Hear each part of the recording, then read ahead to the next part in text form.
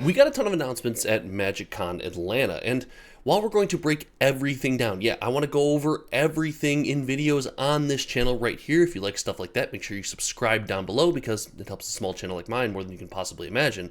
But I wanted to start, well, at the beginning. Let's take a look at the overview, what we have planned in Magic the Gathering for 2026 as far as main sets goes, and I wanted to do a bit of a series with this one. Today, I want to talk about all the things I love, the things I'm excited for in 2026, and following this video, episode 2 will be all the not so great things, the things I'm not so excited for, and then if the video reception is high enough and people like it enough, and you let me know in the comment section down below, I might even do episode 3, the conspiracy episode. But that's down the road. Let's start with everything I love about Magic's 2026 lineup.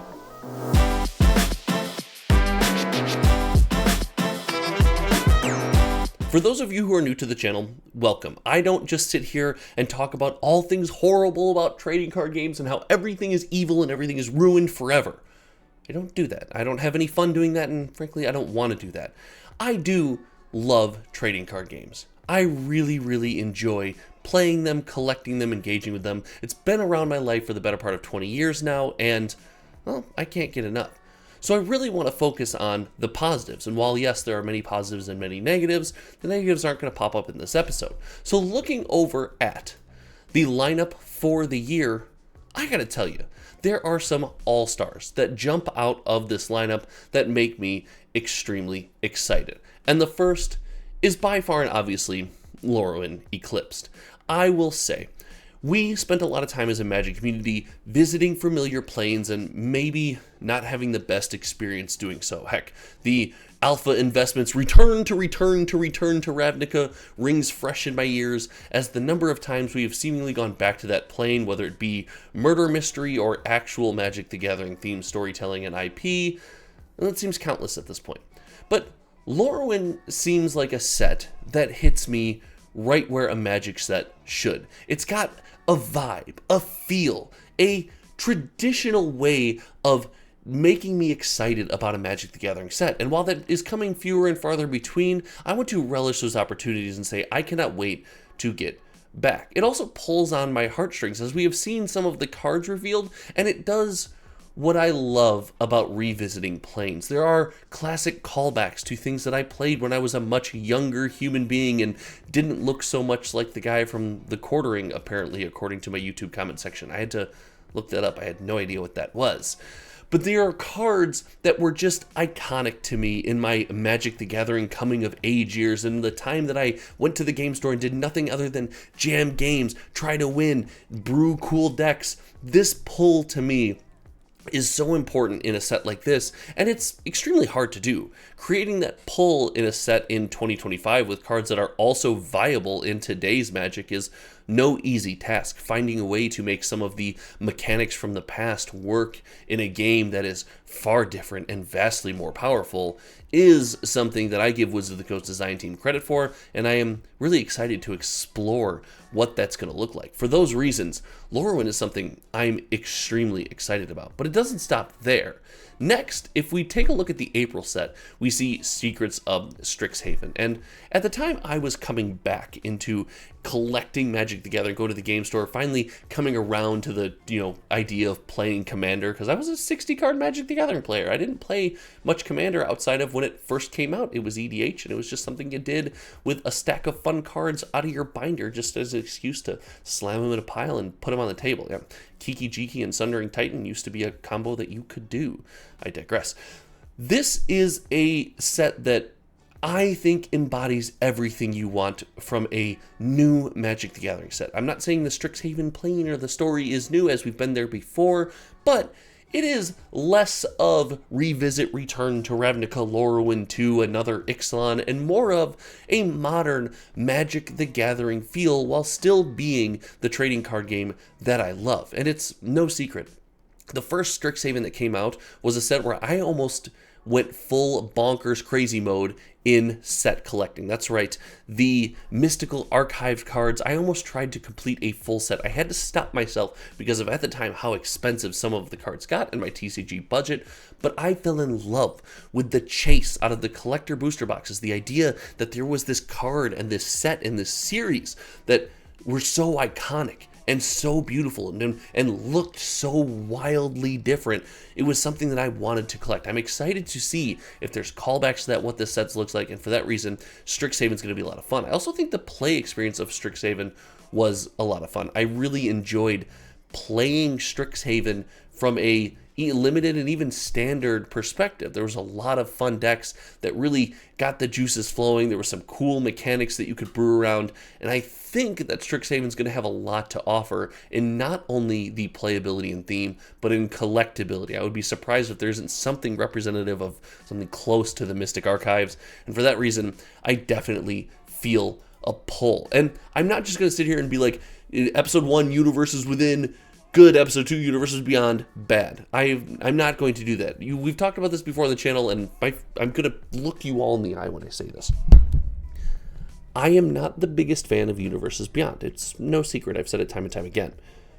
But I understand that that's where Magic is right now, and I still love playing Magic, whether it be Standard, Modern, Commander, whatever it might be. I enjoy Magic so much that it doesn't break Magic for me. That's something I would prefer isn't around, but heck, it is. And when it comes to Universes Beyond, The Lord of the Rings and now The Hobbit seem to do that better than almost every other set. Yes, I know Final Fantasy sold more, but The Hobbit is a set that if you're going to do a Universes Beyond set, much like Lord of the Rings, it's going to have that Magic essence to it. Wizards, warriors, archers, magic, adventure, different scenes, iconic scenes and planes even, if you will.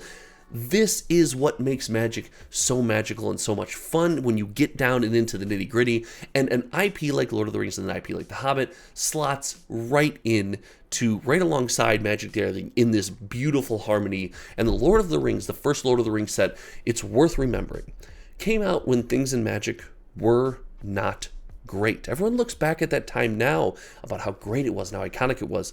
The Magic the Gathering scene was not impressive when those products came out. Lord of the Rings did much of the carrying of that year. Heck, even Commander Masters didn't do great. And for this reason, I think The Hobbit has a wonderful opportunity to be a set where you see what Universes does Beyond does best, shine the brightest. Bringing people that used to play Magic or know of Magic, and also like Lord of the Rings, the Tolkien stories, etc., bringing them back into the fold, giving them another shot, maybe even some brand new players that have never experienced Magic, having them come in the front door. Heck, it's another IP that they've shown that they take pretty good care of, and I think the set is going to be bananas. And I am willing to say there's probably going to be some crazy chase. Looking at the Final Fantasy, the Spider-Man set so far, there's going to be some crazy chase in that set for collectors as well. That's going to be wild.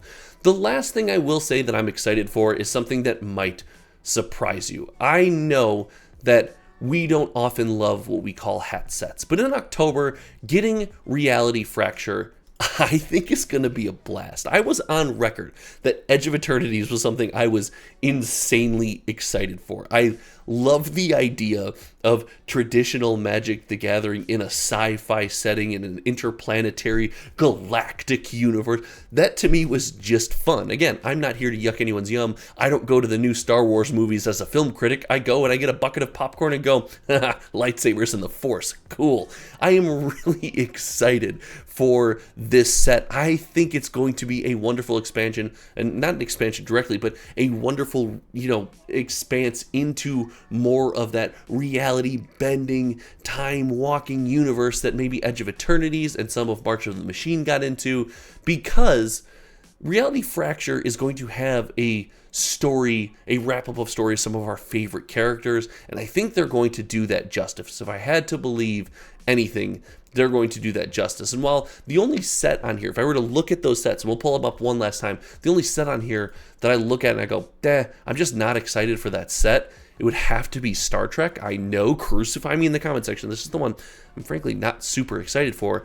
I am saying these are the highlights of the year. The feel, the vibe of Magic the Gathering being Magic the Gathering in certain areas. Now, I know that's not the case all the time. I know, you're in the comment section, this isn't the Magic I like, this is Magic IP and Fortnite. Like, there are spaces in 2026 to find the Magic the Gathering that you and I both love, and I am excited to explore those spaces. Now, there's also a massive lineup of Secret Lairs that I think are going to do what Secret Lair does best, offer cool treatments of unique treatments of cool cards to people who actually care about that stuff. I just hope we avoid some of the functional uniqueness that we've seen in the past, because that won't be super great. But all in all, these are the things I'm most excited for. And as you can tell, this is genuine excitement. I am excited for these sets. I watched the panels and saw the reveals on Twitter over the weekend, just like each and every one of you, and I couldn't wait to talk about it. But there are some things I am super not excited for. So tune in next time for those things, and some of them are going to be popular things that I, the old man curmudgeon, am going to just say,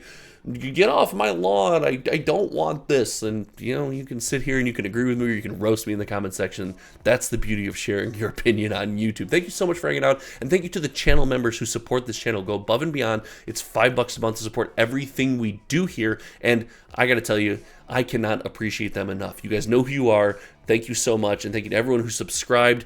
Be on the lookout for episode 2, and if you want the conspiracy theory episode, if you want the tinfoil hat episode, make sure you let me know. There'll be a link to the Discord down below. Thanks so much for hanging out. Until next time, you all know me. My name is Josh, and we'll see you around. All right, bye everyone.